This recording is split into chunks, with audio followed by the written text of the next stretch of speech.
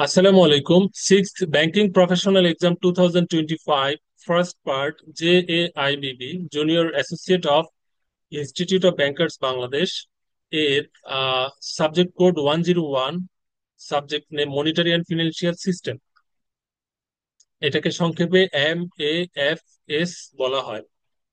Banking diploma পরীক্ষা, যেটাকে বর্তমানে ব্যাংকিং প্রফেশনাল এক্সাম বলা হয়, এই পরীক্ষা শুরু হয় একেবারে শুরুর যে সাবজেক্ট, অর্থাৎ প্রথম দিনের সকাল 9 ঘটিকায় যে পরীক্ষা হয় সেটি হচ্ছে মনিটারি অ্যান্ড ফিনান্সিয়াল সিস্টেম। এটি হচ্ছে আমাদের first subject. Banking professional exam পরীক্ষা হয় সকালে এবং বিকেলে, সপ্তাহে 3 দিন, মানে সপ্তাহে একদিন করে। আহ 3 সপ্তাহে এই পরীক্ষাটি নেওয়া হয়। তো সকালে শিফটে একটি পরীক্ষা হয় এবং বিকেলের শিফটে একটি পরীক্ষা হয়। সকালের শিফটের পরীক্ষাটি সকাল 9টা থেকে হয়, 3 ঘন্টা ব্যাপী, এবং বিকালের শিফটে দুপুর 2টো থেকে অনুষ্ঠিত হয়। মাঝখানে 2 ঘন্টার বিরতি দেওয়া হয়। হ্যাঁ, তো আমি আমার এখানে নেই, এখন তুমি ওখানে যাও। তো আমাদের ব্যাংকিং প্রফেশনাল এক্সামের আমরা প্রায় ক্লাস শুরু যখন করেছিলাম, আমরা 6টি সাবজেক্টই একটি করে ক্লাস নেওয়া হয়েছে। আমরা প্রতিটি মডিউল বা প্রতিটি চ্যাপ্টারে একটি করে ক্লাস আহ, নিয়েছি। এখন আমাদের শুরু হয়েছে দ্বিতীয় অধ্যায়ের ক্লাসগুলো সম্পন্ন করার বিষয়।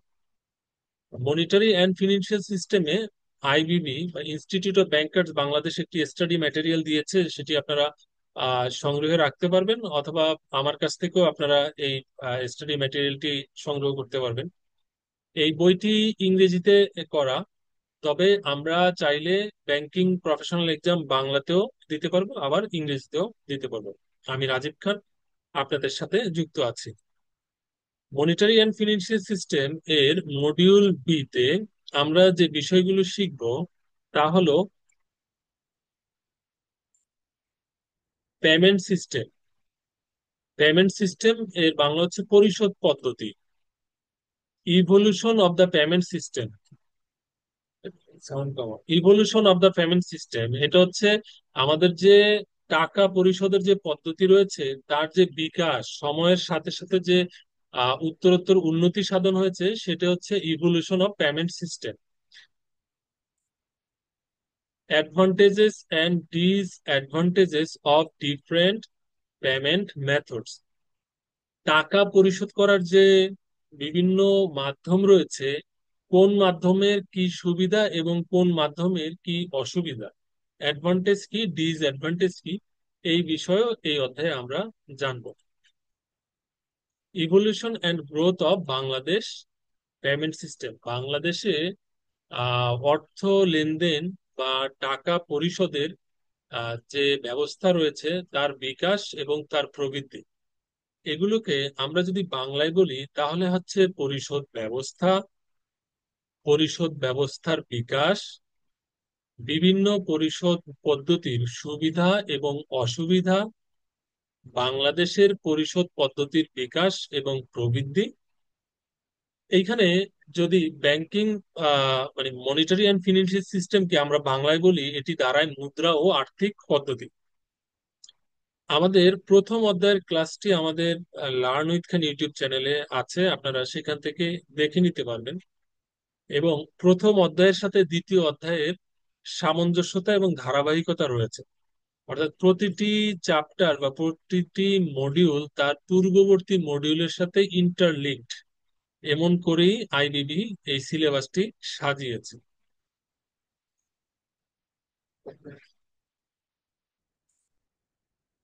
আমাদের দেশে যে পেমেন্ট সিস্টেম রয়েছে সেটা রিভলিউশনটা কিভাবে হয়েছে দেখুন, বা কি কি পার্ট রয়েছে এই পেমেন্ট সিস্টেমে। এইখানে আমি একটি ছবি ব্যবহার করেছি। আপনারা জানেন আমাদের যে লেকচার গুলো সরবরাহ করা হয়, এইখানে আপনার আহ, চিত্রের মাধ্যমে কিংবা গ্রাফের মাধ্যমে আমরা ওই টপিকটি দেখানোর চেষ্টা করি, যাতে সহজে আমরা আত্মস্থ করতে পারি। এইখানে পেমেন্ট সিস্টেমের কিছু ধরন দেখানো হয়েছে। এইখানে দুটো কার্ড দেখা যাচ্ছে, এগুলো মূলত debit card, credit card.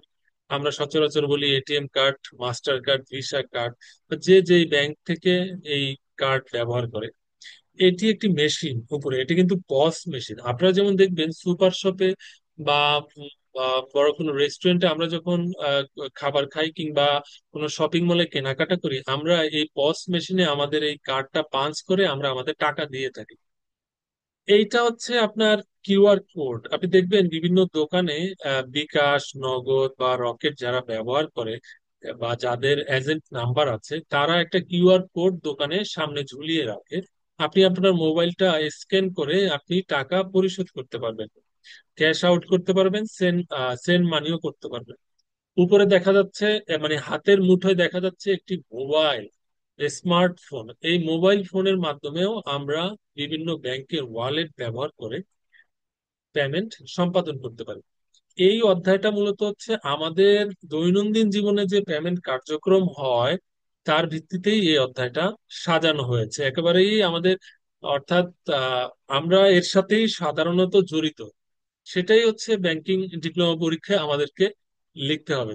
Commodity money, number two paper currency or fiat money, number three cheques, number four electronic fund transfer, যেটাকে আমরা সংক্ষেপে বলি ইএফটি, ইএফটি পেমেন্ট।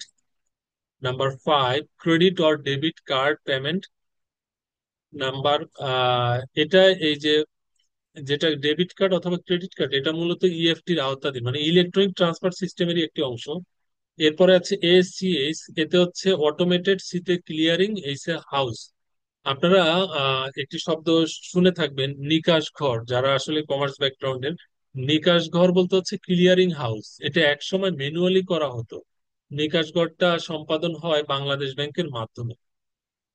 তো বাংলাদেশ ব্যাংকের বিকল্প হিসেবে আরো একটি ব্যাংক এই নিকাশ ঘর বা ক্লিয়ারিং হাউসের কাজ করতে পারে, তার নাম হচ্ছে সোনালী ব্যাংক লিমিটেড। একমাত্র রাষ্ট্রায়ত্ত ব্যাংক যেটি বাংলাদেশ ব্যাংকের পক্ষে বাংলাদেশ ব্যাংকের নির্দিষ্ট কিছু কাজ করে থাকে। তো নিকাশ ঘর জিনিসটা কি? এক ব্যাংকের কাছ থেকে যখন আরেক ব্যাংকের কোনো ট্রানজেকশন হয়, দিন শেষে এই ট্রানজেকশন গুলোকে সেটেলমেন্ট করতে হয়। এটি মূলত ক্লিয়ারিং হাউসের মাধ্যমে সম্পাদিত হয়। একসময় এটা ম্যানুয়াল ছিল, পরে অটোমেটেড হয়েছে। ACS automated clearing house. আর ই চেক মানে হচ্ছে electronic cheque, wire transfer, mobile payment, আমরা মোবাইলের মাধ্যমে যে পেমেন্ট করে থাকি। এইখানে দেখুন পেপার কারেন্সি বা ফিয়াট মানি কি জিনিস। পেপার কারেন্সি বা ফিয়াট মানিটা হলো আমাদের হাতে যে নোট থাকে। পেপার কারেন্সি হচ্ছে কাগজের নোট বা কাগজের মুদ্রা। আমরা প্রথম চ্যাপ্টারে শিখেছি আমাদের দেশে যে মুদ্রা ব্যবস্থা, এখানে তিন ধরনের মুদ্রা রয়েছে। একটা হচ্ছে কয়েন, আরেকটা হচ্ছে পেপার কারেন্সি, এই দুইটা মিলে হচ্ছে লিগ্যাল টেন্ডার মানি। আর একটা কারেন্সি আছে, সেটা হচ্ছে চেক বা ডিমান্ড ডিপোজিট।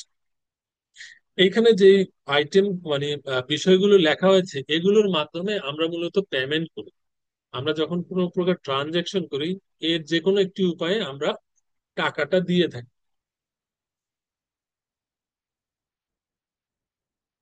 আরো একটি কিউআর কোড পেমেন্ট, যেটা বললাম কিউআর কোডের মাধ্যমে আমরা আমাদের লেনদেন করতে পারি। আসুন ক্যাশ পেমেন্ট, এটার অ্যাডভান্টেজ কি, ডিসঅ্যাডভান্টেজ কি, সেটা আমরা দেখব। পরীক্ষাতে এই অধ্যায় থেকে ব্রড কোশ্চেন যদি আসে, সেক্ষেত্রে মেথড অফ পেমেন্ট বা পেমেন্ট ইভলিউশন এটা আসতে পারে। তবে অধিকাংশ ক্ষেত্রে এই মডিউল বি থেকে আসে শর্ট কোশ্চেন অথবা ডিফারেন্স, মানে পার্থক্য লেখা। যেমন এই যে advantage advantage of cash payment, এটা লেখা, মার্ক থাকবে সর্বোচ্চ 5 মার্ক বা 4 মার্ক কিংবা 6 মার্ক, এরকম মানে ছোট ছোট প্রশ্ন আসবে এই অধ্যায় থেকে। এই অধ্যায় থেকে মানে ব্রড কোশ্চেন খুবই কম আসে। ক্যাশ পেমেন্ট এর বাংলা কি, নগদ লেনদেন। নগদ লেনদেন করতে আমরা কি করি? আমরা নগদ টাকাটা একজন থেকে আরেকজনের কাছে হস্তান্তর করি। অর্থাৎ আমার মানি ব্যাগে বা আমার পকেটে 500 টাকা আছে, এই 500 টাকা আমি আরেকজনকে দিব, এক দোকানদারকে দিব, সেখান থেকে আমি কিছু পণ্য কিনবো। টাকাটা আমি হাতে হাতে দিয়ে দিচ্ছি। হাতে হাতে যখন কোনো টাকা দেওয়া হয়, সেটাই হচ্ছে ক্যাশ পেমেন্ট। এইখানে দেখুন এর সুবিধা কি, অ্যাডভান্টেজ কি।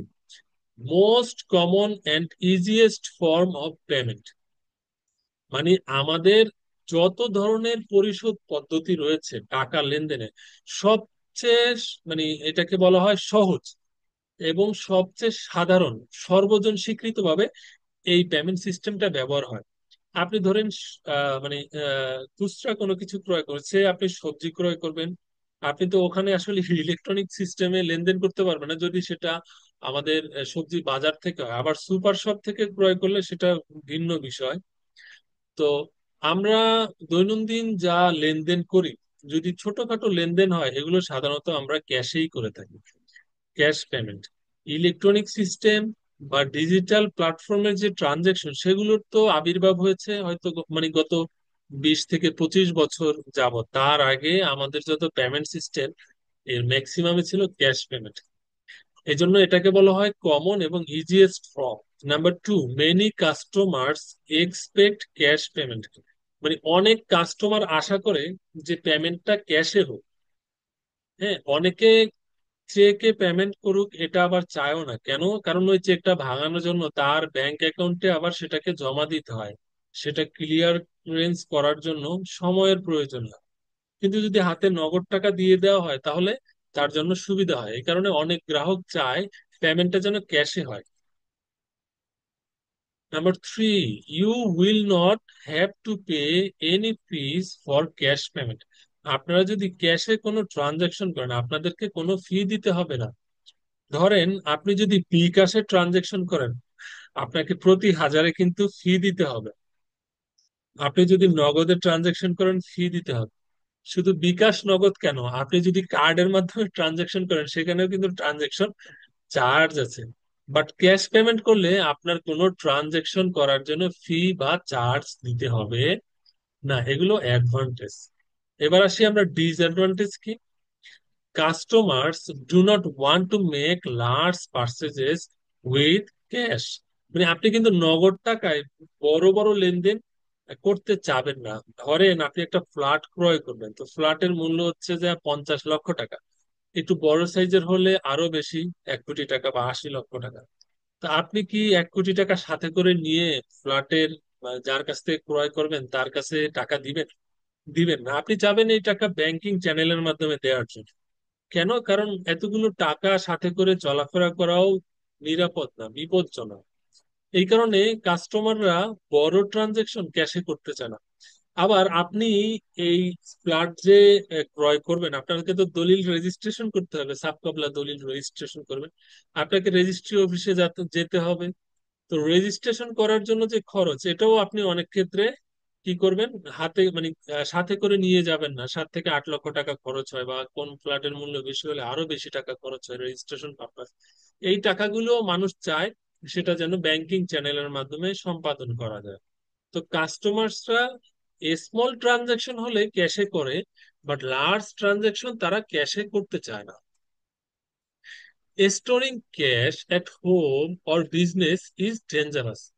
আপনি যদি আপনার বাড়িতে নগদ টাকা ধরে রাখেন, এটা কিন্তু ঝুঁকিপূর্ণ। কেন? কারণ ডাকাতি হতে পারে, চুরি হতে পারে। আসছে মানে আপনাদের কাছে একটি বিষয় বললে আপনাদের স্মরণে আসবে। সেটা হচ্ছে পুরান ঢাকাতে গুলিস্তানের পার্শ্ববর্তী বঙ্গ মার্কেট নামে একটি বাজার রয়েছে, আপনারা অনেকেই জানেন, যেখানে পাইকারি দামে ছেলেদের পোশাক বিক্রি হয়।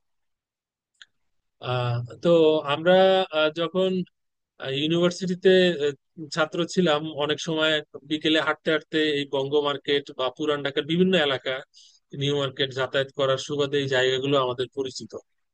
এই বঙ্গ মার্কেটে গত 2 বছর আগে একবার আগুন লেগেছিল। আগুনে কিন্তু সবগুলো দোকান পুড়ে গিয়েছে।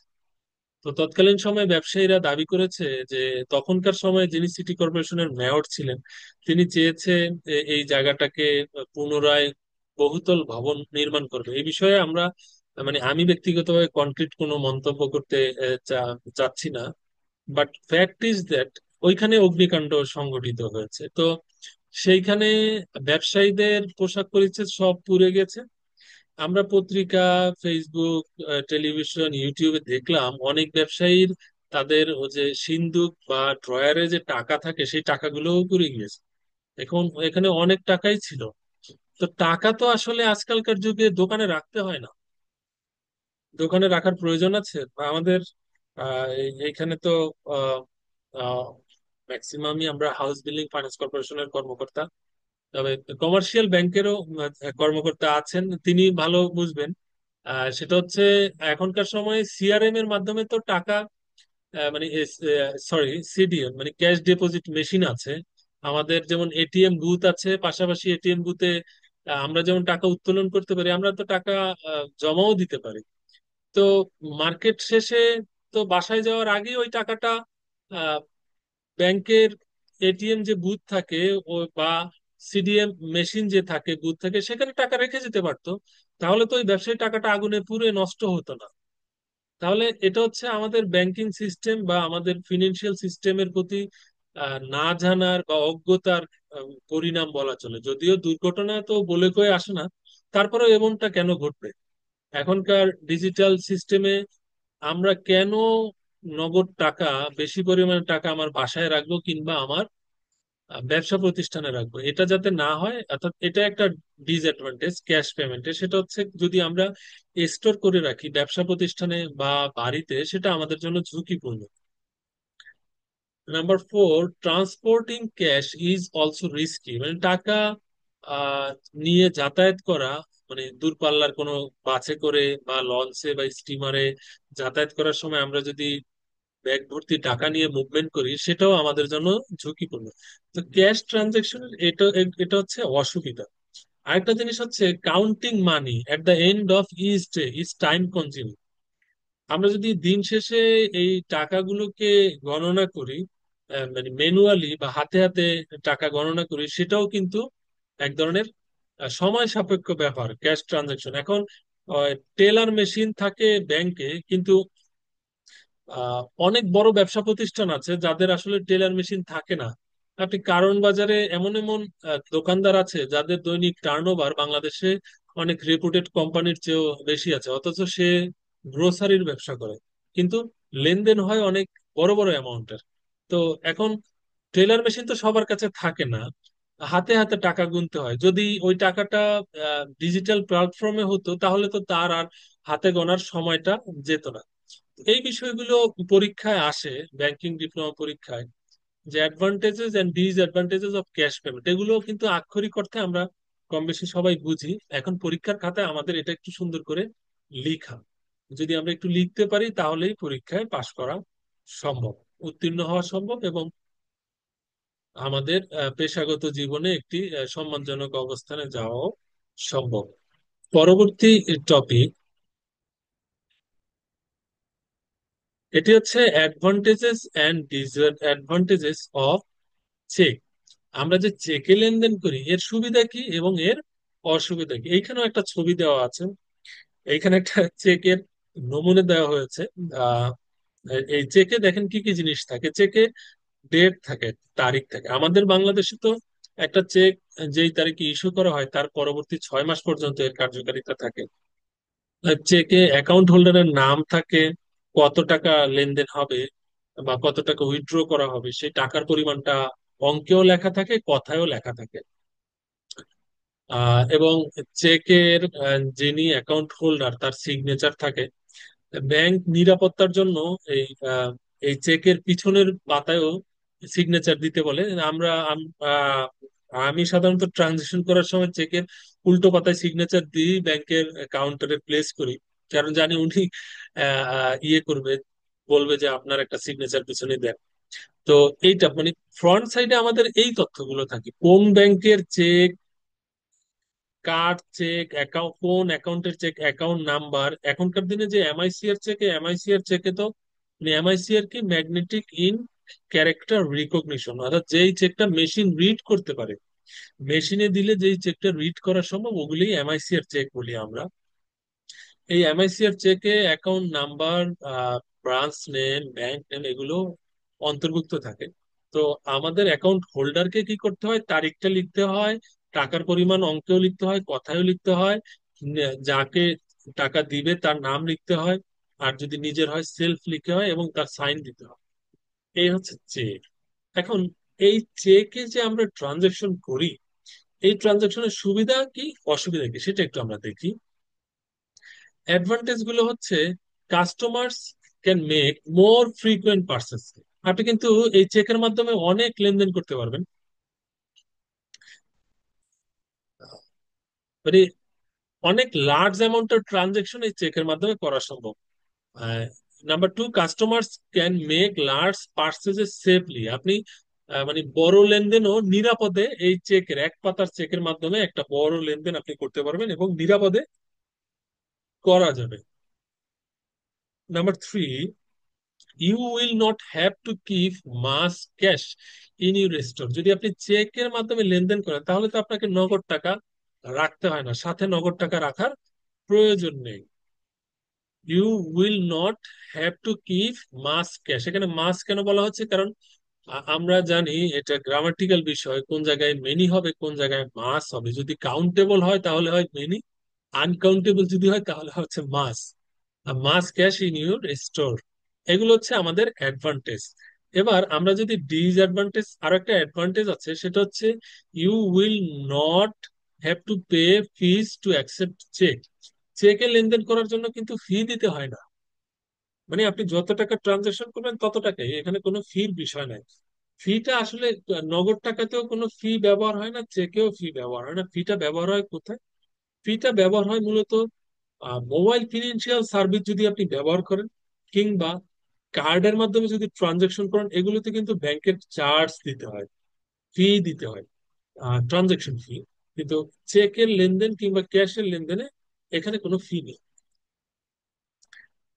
ডিসঅ্যাডভান্টেজ কোথায়? ডিসঅ্যাডভান্টেজ হচ্ছে after submitting cheque you have to wait for cheque, মানে চেকটাকে আপনার ক্লিয়ারেন্স করার জন্য বা প্রসেসিং করার জন্য আপনাকে সময় দিতে হবে।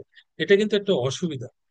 আর বিশেষ করে এই সমস্যাটা দেখা যায় রাষ্ট্রায়ত্ত বাণিজ্যিক ব্যাংক, বাংলাদেশের সর্ববৃহৎ বাণিজ্যিক ব্যাংক সোনালী ব্যাংক পিএলসি তে, যেটি আগে সোনালী ব্যাংক লিমিটেড নাম ছিল। এইখানে সবচেয়ে বেশি মানে গ্রাহকের লাইন তৈরি হয়। অনেক ক্ষেত্রে তো মানুষ মানে ধৈর্য হারাও হয়ে যায়। এটা আসলে ব্যাংকারদের দোষ না, এটা সিস্টেমটাই এরকম। মানে সরকারি অনেক মানে ফি সোনালী ব্যাংকের মাধ্যমে সরকার সংগ্রহ করে।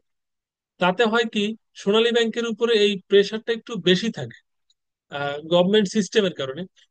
আবার বাংলাদেশ ব্যাংকের প্রতিনিধি হিসাবে সোনালী ব্যাংক কিছু কাজ করে, সেজন্য সোনালী ব্যাংকের প্রেশার থাকে।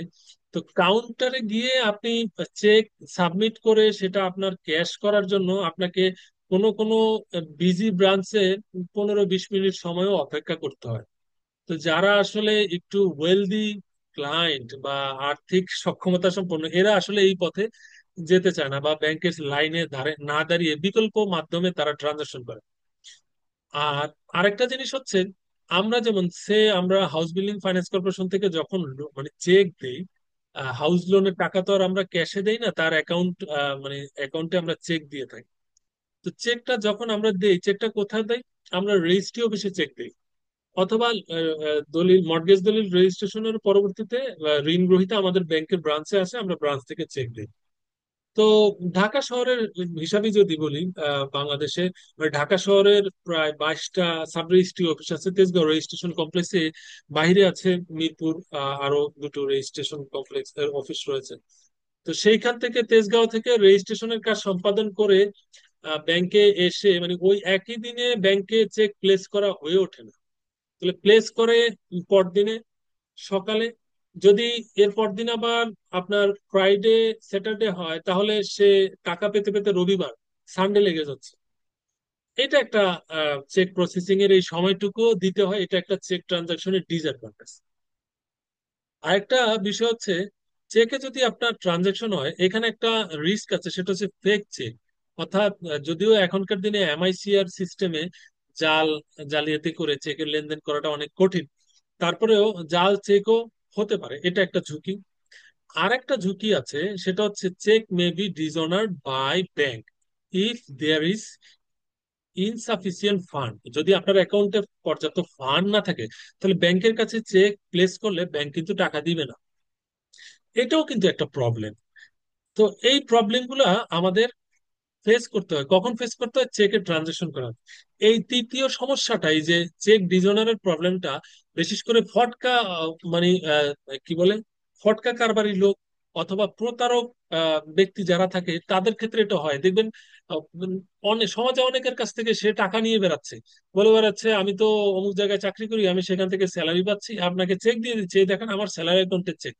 চেক দিচ্ছে, এটা ঠিক আছে, বাট সে তো স্যালারি ইন হওয়ার সাথে সাথে, যেই দিন ইন হয় ওই কিছুক্ষণ পরেই মোবাইলে মেসেজ পাওয়ার পরেই আবার টাকা ট্রান্সফার করে ফেলে, তাহলে অ্যাকাউন্ট ফাঁকা হয়ে যাচ্ছে। এখন সরল বিশ্বাসে যদি তাকে কেউ টাকা ধার দেয়, হ্যাঁ, তাহলে তো ওই চেক আর অনার হবে না। আমি আমাদের গ্রামে এক লোকের কাছে দেখলাম, উনি একটা সরকারি চাকরি করে একটা স্কুলে, গভর্নমেন্ট স্কুল, তো উনি মানুষের কাছ থেকে তার স্যালারি অ্যাকাউন্টে, সোনালী ব্যাংকের যে স্যালারি হয় ওই অ্যাকাউন্টের চেক বই দিয়ে মানুষের কাছ থেকে টাকা ধার নেয়। তো মানুষ যখন তাকে রিস্ক করতে পারে না তখন ব্যাংকে যায়, ব্যাংক বলে যেন উনি তো প্রতি মাসের টাকা উনি অন্য অ্যাকাউন্টে ট্রান্সফার করে নিয়ে যায় স্যালারি হওয়ার পর পর। তো এটা একটা সমস্যা, এই সমস্যাও অনেক সময় সংগঠিত হতে পারে। এটা তাহলে চেকের লেনদেনের একটা ডিসঅ্যাডভান্টেজ। আমরা পরবর্তীতে যাই, এটা হচ্ছে কার্ডের মাধ্যমে যে ট্রানজেকশন হয় সেটি। কার্ডের ট্রানজেকশনটা হচ্ছে আমরা যে কার্ডের যে ট্রানজেকশন করি সেটা কিভাবে হতে পারে, ডেবিট কার্ড বা ক্রেডিট কার্ডের মাধ্যমে হয়। এই ট্রানজেকশন গুলোর সুবিধা কি অসুবিধা কি আমাদের কম বেশি রাজীব, বর্তমান আগের স্লাইডটা আরেকটু দেখি। স্যার আসসালামু আলাইকুম, আমি ক্লাসের শুরুতে আপনাকে স্মরণ করতেছিলাম। আচ্ছা, হ্যাঁ, এই আগের স্লাইডটা একটু এই দেখি। যে হ্যাঁ, বাস, এটা স্যার, একটু। জি, এটা হচ্ছে ঠিক চেকের আছে, ঠিক লেনদেনের আছে রাজীব, সুবিধা ঠিক আছে। এবং অসুবিধা। এটা হচ্ছে কার্ডের ট্রানজেকশন যদি আমরা করি আমাদের কি অ্যাডভান্টেজ এবং কি ডিসঅ্যাডভান্টেজ। আমাদের কার্ডের আজকালকার সময় আমরা যারা ব্যাংকার আমাদের সবারই কার্ড রয়েছে। আহ, অনেকের মানি ব্যাগে দুই দুই থেকে তিনটি ব্যাংকের কার্ড রয়েছে বা তার চেয়ে বেশিও রয়েছে। ডেবিট কার্ড তো অবশ্যই আছে, ক্রেডিট কার্ড হয়তো অনেকের নাই, কিন্তু ডেবিট কার্ড আছে। তো এই কার্ডের ট্রানজেকশনের সুবিধা আছে, সুবিধার সংখ্যাটাই বেশি আমি মনে করি। অসুবিধার যেটা, কারণ কার্ডের যে টাকা ট্রানজাকশন ফি এটা ইয়ারলি চার্জ করা হয়, এটা এবং সেই চার্জের পরিমাণও খুব বেশি না, অনেকটাই কম। এই কার্ডের ট্রানজাকশনের অ্যাডভান্টেজ হচ্ছে allow customers to safely make large পারচেসেস।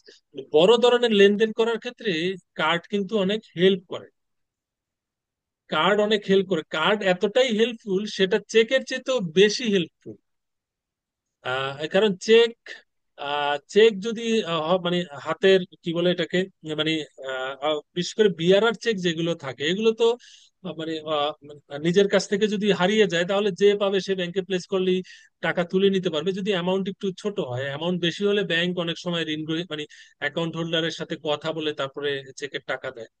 কিন্তু কার্ডের বিষয়টা একটু সেফটি, কার্ড চাইলেই সে যদি পিন নাম্বার না জানা পর্যন্ত ওই কার্ড দিয়ে ট্রানজাকশন করতে পারবে না, এক নাম্বার সুবিধা। দুই নাম্বার হচ্ছে তিন চারবার যদি পিন নাম্বার ভুল করে কার্ড কিন্তু আটকে দেয়, এটিএম মেশিন অটোমেটিক্যালি কার্ডটাকে ভিতরে লক করে নিয়ে যায়। তো এটাও একটা safety. Allow customers to safely make large purchases, আপনার যদি অনেক বড় ধরনের কেনাকাটা করি আমরা এই কার্ডের মাধ্যমে করতে পারি।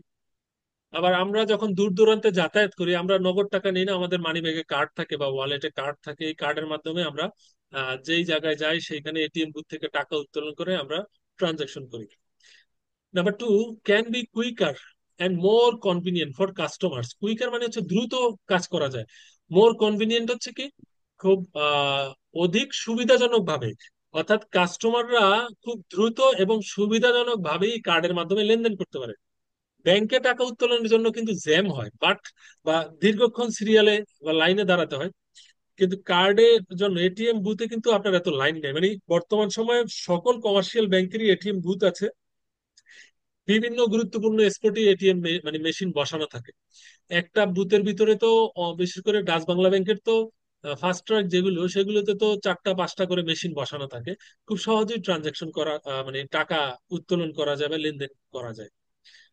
ডিসঅ্যাডভান্টেজ যদি আমরা ধরি কার্ডের, সেটা হচ্ছে you may have to pay transaction ফি।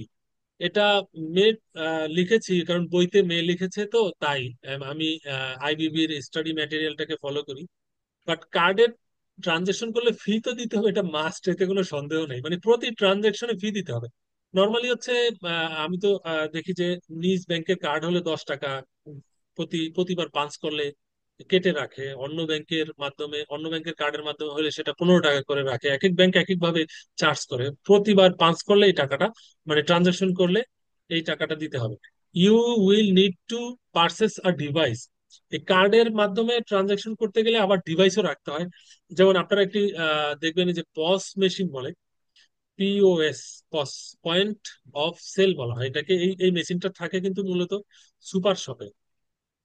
তো আপনাকে ডিভাইস, ইলেকট্রনিক ডিভাইস রাখতে হবে সাথে, যদি আপনি এই কার্ড পাঞ্চ করার মাধ্যমে লেনদেন করতে চান। এই ডিভাইসটা কে রাখবে? এটা আমরা রাখবো না। ডিভাইসটা রাখবে মূলত যে দোকানদার এই কার্ডটা অ্যালাউ করবে, অথবা যে সুপার শপ এই কার্ড অ্যালাউ করবে, বা যে প্রতিষ্ঠান এই কার্ডের মাধ্যমে ট্রানজেকশনকে অনুমতি দেয়, সেই প্রতিষ্ঠানকেই তাকে ডিভাইস মেনটেন করতে হবে। তো ডিভাইস মেনটেন করার জন্য চার্জ আছে, ডিভাইস ক্রয়ের খরচ আছে, আর প্রতি ট্রানজেকশনের জন্য ট্রানজেকশন ফি আছে। ট্রানজেকশন ফিটা একটা ডিসঅ্যাডভান্টেজ, এবং ডিভাইস পার্সেজের যে কস্ট সেটা একটা ডিসঅ্যাডভান্টেজ। আর বাকিগুলো অ্যাডভান্টেজ। এখানে দুটো দুটো দেওয়া আছে আপনাদের সহজে বোঝার স্বার্থে। আপনি আপনার মনের মতো করে ইংরেজিতে যদি নির্ভুলভাবে লিখতে পারেন, গ্রামাটিক্যালি সঠিকভাবে লিখতে পারেন, আপনি আরো 4টা 5টা পয়েন্ট যুক্ত করতে পারেন, নো প্রবলেম। আপনি ডিসঅ্যাডভান্টেজও যদি চান আপনি যুক্ত করতে পারেন, তবে শর্ত হচ্ছে লেখাটা সঠিক হতে হবে এবং শুদ্ধ ভাষা ভাবে লিখতে হবে, যেন ভুল না হয়।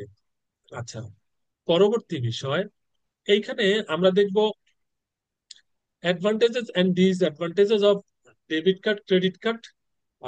এটার পাশাপাশি আরেকটা জিনিস, এখানে আমি দেখেন এখানে একটা মোবাইল ফোন দেখা যাচ্ছে, পাশে অনেকগুলো ব্যাংকের মোবাইল ফিনান্সিয়াল সার্ভিসের আইকন দেখা যাচ্ছে। এটা ডাচ বাংলা ব্যাংকের, এটা আমেরিকান এক্সপ্রেস, এটা ভিসা, এটা সিটি ব্যাংক, এটা ইসলামী ব্যাংক বাংলাদেশ পিএলসি, এটা হচ্ছে বিকাশ। বিকাশটা মূলত ব্র্যাক ব্যাংকের একটা মোবাইল ফিনান্সিয়াল সার্ভিস। নগদ, নগদটা হচ্ছে সরকারি প্রতিষ্ঠান বাংলাদেশ ডাক বিভাগের মোবাইল ফিনান্সিয়াল সার্ভিস। রকেটটা ডাচ বাংলা ব্যাংকের। আর পরের যে লোগোটা দেওয়া আছে এটা হচ্ছে মাস্টার কার্ড। এইখানে এটা হচ্ছে মোবাইল ফিনান্সিয়াল সার্ভিস বা মোবাইল ট্রানজাকশনের মাধ্যমে আমাদের কি সুবিধা কি অসুবিধা, এটা একটু দেখি আমরা। এই ক্ষেত্রে আমরা কি করতে পারি? You can make more frequent large large purchases. আমরা কেনাকাটা করার সময় মোবাইলে যদি পেমেন্ট করি, আমরা সেটা করতে পারি। You can make large transaction safely. এটা অনেকটা এটিএম, ডেবিট কার্ড, ক্রেডিট কার্ডের মতোই মোবাইল ফিনান্সিয়াল সার্ভিসটা সেম।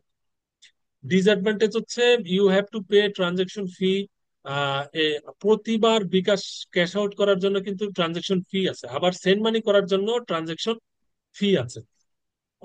আর যদি সেটা কোনো সুপার শপের মাধ্যমে করা হয়, সেক্ষেত্রে আবার পস মেশিন কিনতে হয়, বা রেন্ট ভাড়া নিয়ে আসতে হয়, এবং তার জন্য একটা খরচ বহন করতে হয়। এই হচ্ছে আমাদের আজকের যে ক্লাস, সেটি, এই অধ্যায়টা হচ্ছে মূলত পেমেন্ট সিস্টেমকে কেন্দ্র করে। আমাদের ক্লাস এখানে সমাপ্ত করছি। আপনাদের সবাইকে ধন্যবাদ। ক্লাসের রেকর্ডেড ভিডিও আপনাদের সরবরাহ করা হবে আমাদের ইউটিউব চ্যানেলে। সকলে ভালো থাকবেন, সুস্থ থাকবেন। আসসালামু আলাইকুম। ওয়ালাইকুম সালাম, আপনাকেও ধন্যবাদ কষ্ট করে আমাদেরকে ক্লাস। জি স্যার, সকলের জন্যই দোয়া থাকলে যেন আমরা এই ব্যাংকিং প্রফেশনাল এক্সাম পরীক্ষায় সফলতার সাথে উত্তীর্ণ হতে পারি, এবং